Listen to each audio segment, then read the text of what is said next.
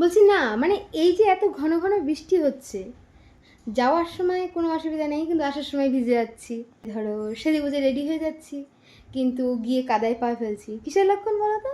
রায়গঞ্জে মেলা আসছে তাই।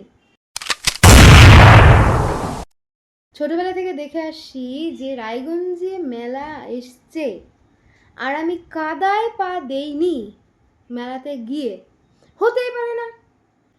এরকম কোনো দিন আজ অব্দি হবেও না। আর খাবারের দোকানে এক্সট্রা ঝোল পাওয়া যাবে কিসের? বৃষ্টির জলের। নিয়ে অনেকেরই অনেক ঘটনা আছে। আমি একটা ঘটনা বলি। আমি মেলায় গেছি, ওই একটা বনবন করে ঘরে কি যেন একটা আছে, টোরা টোরা আই থিঙ্ক। সেই টোরাটারে উঠেছে একজন। সেটা ফার্স্ট টাইম এসেছিলো রায়গঞ্জে, এইবারও হয়তো আসবে। আজকে 2025, সেটা মনে হয় 2022 বা 21 হবে এসছিল।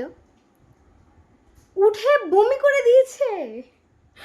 সিরিয়াসলি আমি নিচ থেকে দাঁড়িয়ে শুধু ভাবলাম ওর আশেপাশে কার গায়ে লাগছে, সে এখন কি করবে, সে কি এখন কি সত্যি কি স্নান করবে? হাতুড়ির মতো যে রাইডটা আছে, সেই রাইডটার নাম আমি ঠিক জানি না, হয়তো হ্যামার রাইড, হাতুড়ি মানে হ্যামার। সেখানে উঠেছে একজন।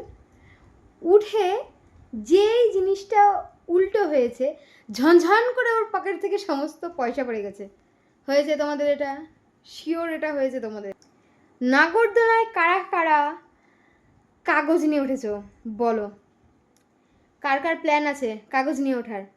আবার মেলাতে এমন সাজ দিয়ে আসে যেন মনে হচ্ছে এটা মেলা না, এটা একটা বউ ভাত বাড়িতেও খেতে আসছে। আর মেলাতে এসে যারা রিলস বানাবে তাদের কাছ থেকে যেন এক্সট্রা 50 টাকা নেওয়া হয়। এই যে ইন্টারেস্টিং ব্যাপারগুলো, মানে হঠাৎ নতুন নতুন রাইড আসবে, কেউ উঠে বমি করে দেবে, কারো পকেট থেকে চিল্লার পড়ে যাচ্ছে, ঝরঝর করে কাগজ ওড়ানোর জন্য ওঠায়।